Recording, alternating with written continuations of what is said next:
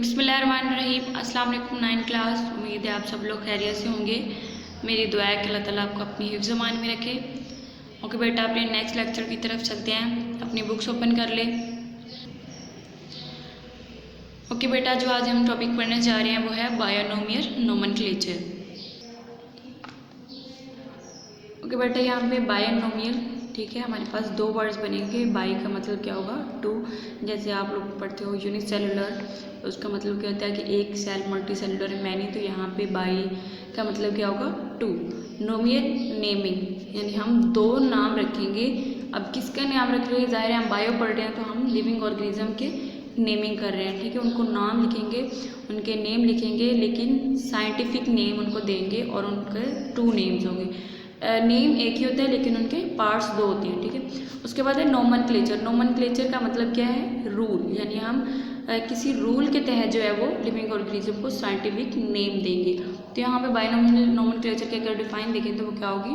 Giving scientific name to the living organism, यानी हम living organisms को, चाहे वो प्लांट हैं, चाहे वो एनिमल्स हैं, चाहे वो बैक्टीरिया, माइक्रो ऑर्गेनिज्म है, सबको जो है वो नेम देंगे और किसी रूल के तहत देंगे।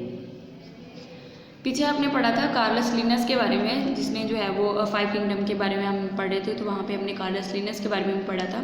उसने क्या किया था कि उसने 3 किंगडम बनाए थे, एक एनिमेलिया, एक प्लांटी और तीसरा जो था वो मिनरल्स के बारे में उसने बताया था।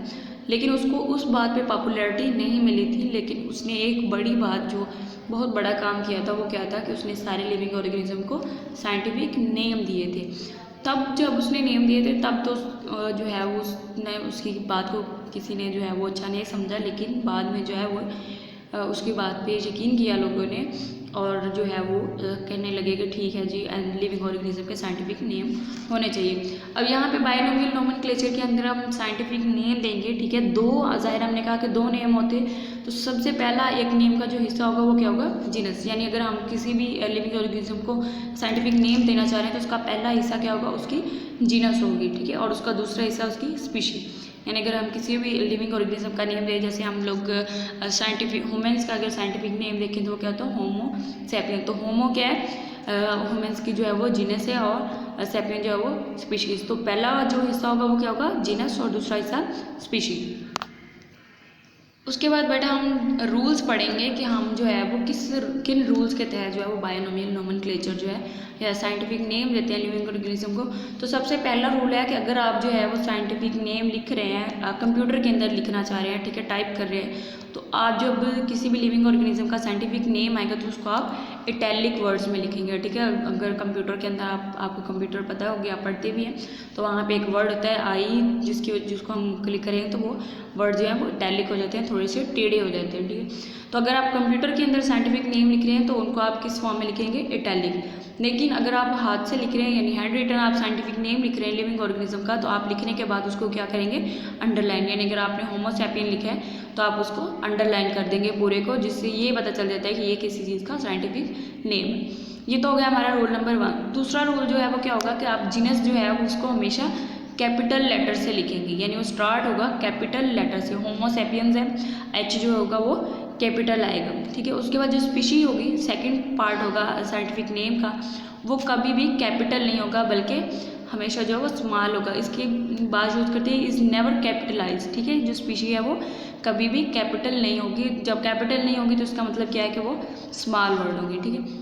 उसके बाद तीसरा रूल है हमारे पास कि अगर आप फर्ज करें कि कोई पैरा लिख रहे हैं, ठीक है, आप जैसे इंग्लिश के अंदर ऐसे लिखते हैं, माई बेस्ट फ्रेंड लिखते हैं, माई बेस्ट टीचर, तो सबसे पहली लाइन के अंदर आप अपने बेस्ट फ्रेंड का नेम लिखते हैं। कि जैसे जो है आप अपने बेस्ट फ्रेंड का नेम लिख दोगे, my best friend is Sana and my best friend is Ali, तो पहले लाइन के अंदर आपने उसका नेम लिखा है। लेकिन अगर आप, ज़ाहिर है आप उसके बारे में बातें कर रहे हैं, उसी इंसान के बारे में, तो आप उसकी पूरा बार बार उसका नेम नहीं लिखते, बल्कि क्या लिखते हैं? ही या शी यूज़ करते हो। तो वैसे ही हम लोग यहाँ पे भी यूज़ करेंगे कि जब आप पहली दफ़ा साइंटिफिक नेम लिखेंगे तो आप उसको कंप्लीट नेम लिखेंगे, ठीक है।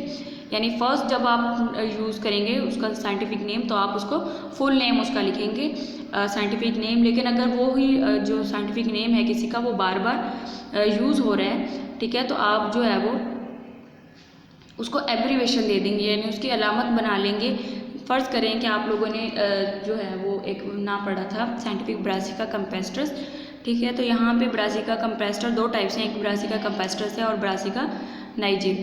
तो अगर आप ब्रासिका कंपेस्ट्रस लिखते हैं तो ब्रासिका ये जीनस है और कंपेस्टर जो वो स्पीशी है, तो आप ब्रासिका की जगह कैपिटल B लिखेंगे, डॉट लगा देंगे और कंपेस्ट्रस वैसे लिख देंगे और इसको अंडरलाइन कर देंगे।